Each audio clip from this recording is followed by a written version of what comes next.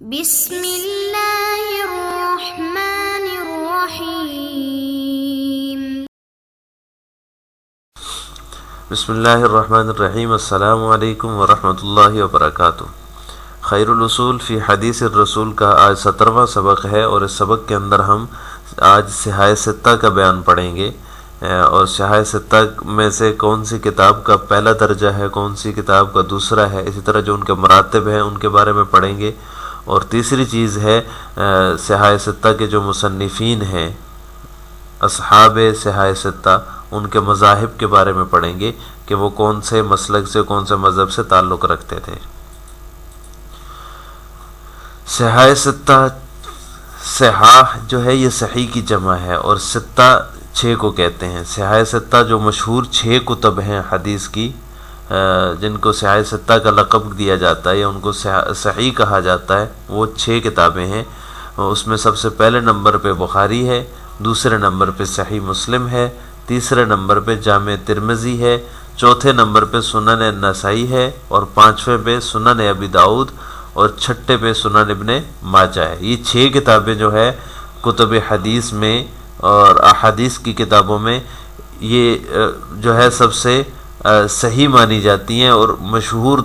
صحاح ستہ کے جو لقب ہے، جو عنوان ہے، وہ انہی کے لیے بولا جاتا ہے کہ صحاح ستہ، جیسے کوئی کہہ دیتا ہے نا صحاح ستہ سے یہ ثابت ہے، تو صحاح ستہ سے مراد یہ والی 6 کتابیں ہوتی ہیں حدیث کی، جو کہ سب سے پہلے امام بخاری کی رحمہ اللہ کی صحیح بخاری ہے، دوسری امام مسلم رحمہ اللہ کی صحیح مسلم،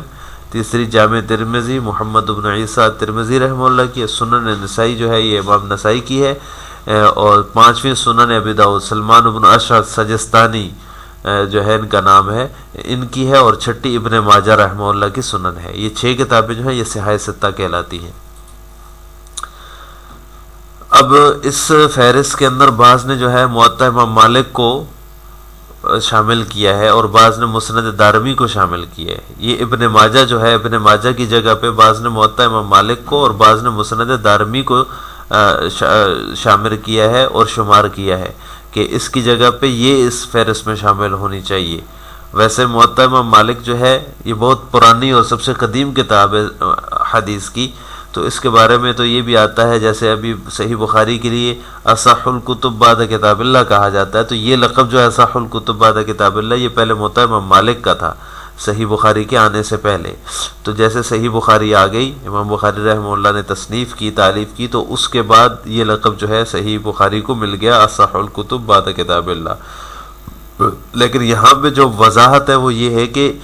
بعض لوگوں نے صحاح ستہ کی فہرست میں ابن ماجہ کی جگہ موطا امام مالک کو شامل کیا، اور بعض نے مسند دارمی کو جو ہے وہ ابن ماجہ کی جگہ پہ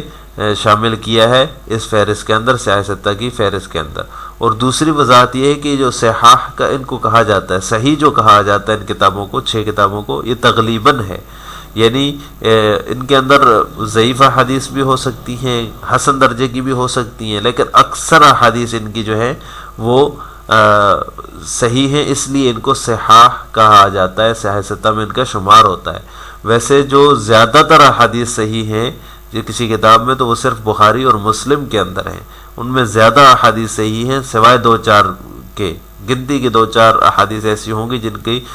سند کچھ کمزور درجے کی ہوگی، ضعیف تو بالکل بھی نہیں ہے، ضعیف سے اوپر کا ہی درجہ ان کا، لیکن یہ کہ یہ پوری 6 کتابوں کو صحاح اس لیے کہا جاتا ہے کیونکہ زیادہ تر احادیث ان میں صحیح ہیں۔ اب صحاح ستہ کے مراتب کیا ہیں؟ ان میں سے سب سے پہلا مرتبہ کس کتاب کو حاصل ہے؟ جس کتاب کو سب سے پہلا مرتبہ حاصل ہے وہ صحیح بخاری ہے، امام بخاری رحمہ اللہ تعالیٰ کی، اس کو اصح الکتب بعد کتاب اللہ بھی کہا جاتا ہے۔ دوسرا مرتبہ صحیح مسلم کا ہے، جو کہ امام مسلم رحمہ اللہ کی تصنیف ہے، یہ امام بخاری رحمہ اللہ کے شاگرد ہیں۔ اور تیسرا جو ہے ابو داؤد کا ہے، پہلے نمبر پہ صحیح بخاری ہوگی، دوسرے پہ صحیح مسلم ہے، اور تیسرے پہ ابو داؤد ہے، یعنی مراتب کے اعتبار سے یہ کتابوں کی ترتیب ہے، کتابوں کا مرتبہ ہے کہ پہلے نمبر پہ جو ہے صحیح ترین جو شمار ہوتی ہے وہ صحیح بخاری ہے، دوسرے نمبر پہ جو صحیح شمار ہوتی ہے وہ مسلم ہے، اور تیسرے نمبر پہ جو صحیح شمار ہوتی ہے وہ ابو داؤد ہے۔ اسی طرح چوتھے نمبر پہ جو کتاب آتی ہے مرتبے کے لحاظ سے وہ امام نسائی رحمہ اللہ کی سنن نسائی ہے، تو لہٰذا ان کو چوتھا درجہ دیا جاتا ہے، چوتھا رتبہ دیا جاتا ہے، ان تین کتابوں کے بعد اس کتاب کا مرتبہ ہے اور مقام ہے۔ نمبر 5 پہ جو ہے وہ امام ترمذی رحمہ اللہ کی سنن ترمذی یا جامع ترمذی ہے، اس کو 5ویں نمبر پہ رکھا جاتا ہے، اور اس کے بعد 6 نمبر پہ ابن ماجہ کو رکھا جاتا ہے۔ تو یہ 6 کتابیں جو ہیں ان کو صحیح کہا جاتا ہے اور صحیح ستہ کہا جاتا ہے۔ تو ان کا مراتب بھی ہم نے پڑھ لیے کہ سب سے پہلا مرتبہ جو ہے وہ بخاری کا، دوسرا مسلم کا، تیسرا ابو داؤد کا، چوتھا نسائی کا، 5واں ترمذی کا، اور 6واں ابن ماجہ کا ہے، کیونکہ ابن ماجہ کے اندر ضعیف احادیث بھی ہیں، تو اس کو تراتب کے لحاظ سے، مرتبے کے لحاظ سے اس کو سب سے آخر میں رکھا جاتا ہے۔ اب اس کے بعد دوسرا موضوع تھا ہمارا